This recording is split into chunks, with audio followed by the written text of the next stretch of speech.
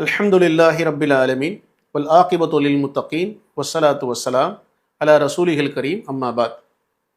பேரன்பு கொண்ட அல்லாஹுடைய நல்லடியார்களே, நம்ம அன்றாட வாழ்க்கையில் ஓதக்கூடிய சூரத்துல் ஃபீல், யானை கூட்டங்களை பற்றி பேசக்கூடிய அத்தியாயத்தில் என்ன மருத்துவ குறிப்பு இருக்குது அப்படின்னு சொல்லி நம்ம இன்ஷா அல்லாஹ் இந்த வீடியோவில் பதிவு பண்ணியிருக்கோம். அந்த அத்தியாயம் பலரும் பல நாட்களில் தொழுகையில் நம்ம ஓதக்கூடிய அத்தியாயம் தான்.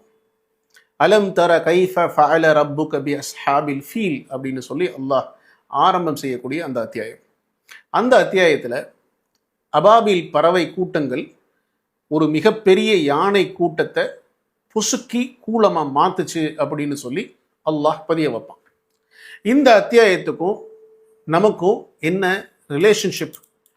இது நம்ம வாழ்க்கையில் இந்த படிப்பினை எந்த பகுதிக்கு நமக்கு உபயோகமாக இருக்கும் அப்படின்னு பார்த்தீங்கன்னா, இன்னைக்கு நாட்களில் நம்ம பார்க்கும் பொழுது நிறைய ஜெனட்டிக் டிசீஸை நம்ம எக்ஸ்பிரஸ் பண்ணுறதை பார்க்க முடியுது.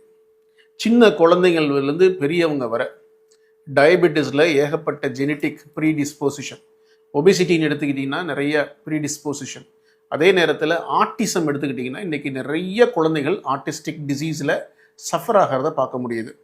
அது இல்லாமல் நிறையா ஸ்டோன் செடிமெண்டேஷன், லித்தோட்ரோபின்னு சொல்லக்கூடிய too much of stone sedimentation ஒவ்வொரு ஆர்கன்லையும் சின்ன குழந்தையிலிருந்து பெரியவங்கள் வரைக்கும் பார்த்துட்டு இருக்க முடியுது.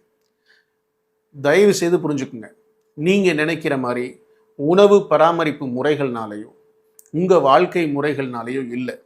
நம்ம வாழ்க்கை முற்றிலும் இறைவனை சார்ந்த வாழ்க்கையாக இருக்கணும்.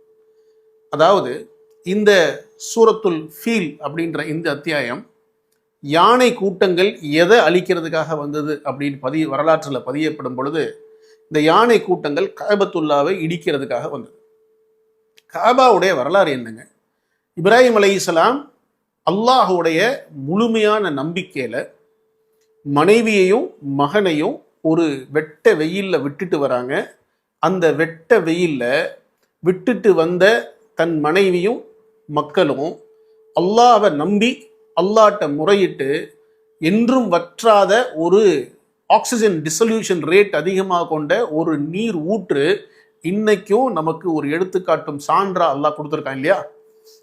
அவ்வளோ பெரிய வெப்பம் மிகுதி உள்ள மரங்களே இல்லாத ஒரு வறண்ட பாலைவனத்தில் வற்றாத ஒரு ஊற்றா அல்லாஹ் அந்த ஜம்சம் நீரை கொடுத்துருக்கான். நம்மளோட ஒவ்வொரு ஹஜ்ஜின்ற வார்த்தைக்கு இன்டென்ஷன் அப்படின்னு பேர். என் வாழ்க்கையில் என்னோட இன்டென்ஷன் என்னவா இருக்கணும் அப்படின்னா, என் இன்டென்ஷன் அல்லாஹ்னா யாரு,